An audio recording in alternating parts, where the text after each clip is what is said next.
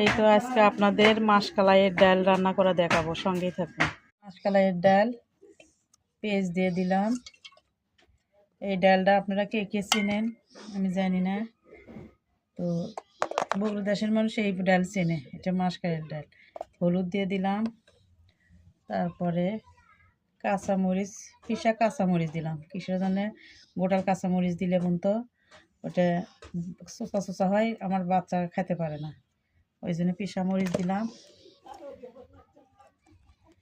তারপরে আদা বাটা রসুন বাটা দিলাম। তারপরে লবণ দিয়ে দিলাম। কয়েকটা মশলার গোটা দিয়ে দিলাম। দিয়ে এখন এই যে তেল দিয়ে মেখে দিব। কিসের জন্য? আমরা মাসকলাইয়ের ডাল এইভাবে মাখিয়ে রান্না করি, পরে তেলানি দিয়ে নেব, যাকে বিভিন্ন রকম দেশে বলে যে বাগার, আমরা বলি তেলানি। বগুড়া দেশের মানুষ এভাবে মাখিয়ে নিয়ে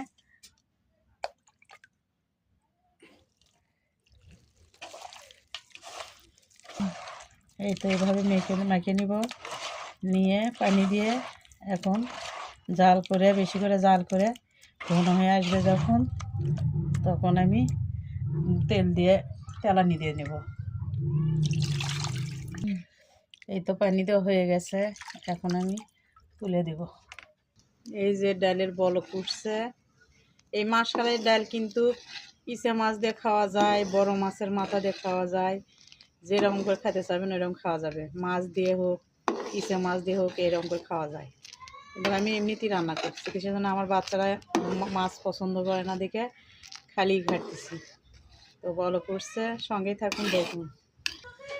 এই তো একটু ধনের পাতা দিয়ে দিব ঘাটির মধ্যে, দিলে একটা খুব ভালো একটা গন্ধ আসবে, সেই জন্য। এই তো হয়ে গেছে, এখন আমি ঢেলে নিব, নিয়ে তেলানি দিয়ে নেব। এই তো তেল ঢেলে দিলাম তেলানির জন্য।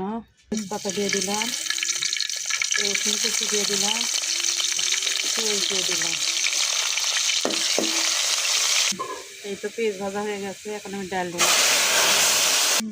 এটা আমার ডাল হয়ে গেছে, কেমন হয়েছে অবশ্যই কমেন্ট করে জানাবেন। এখন আমি নামিয়ে নিব। এই তো আমার ডাল রান্না হয়ে গেছে, কেমন হয়েছে অবশ্যই কমেন্ট করে জানাবেন। তো ভালো থাকবেন, সুস্থ থাকবেন, দোয়া করবেন আমার জন্য। আসসালামু আলাইকুম, খুদা হাফেজ।